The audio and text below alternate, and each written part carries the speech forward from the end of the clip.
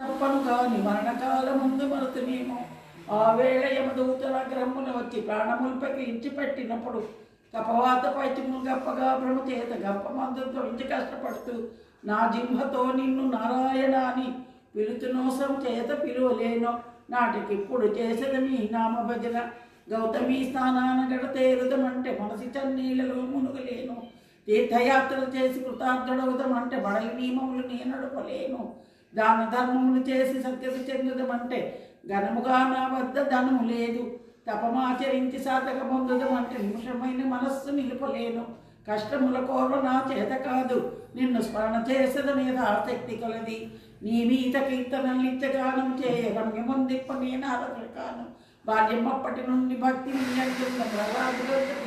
కాను వినితగా నీ మీద వ్యాసరచన చేయటమంటే వినిత వ్యాసింగుని కాను మందుండని నన్ను నింద చేసిననేమి నా దీనతలో తోచి నవ్వినేమి దూరభావము లేక తూలనాడినే ప్రీతి చేయక వంక పెట్టనేమి కక్కసంగులు పలికి వెక్కిరించిననేమి తీవ్ర కోపం చేత చిట్టినేమి హెచ్చు మాటల చేత నెమ్మిలాడిననేమి చేరి తాపడి కేలి చేయనే కల్పవృక్షం వల్ల నీవు కలిగడింక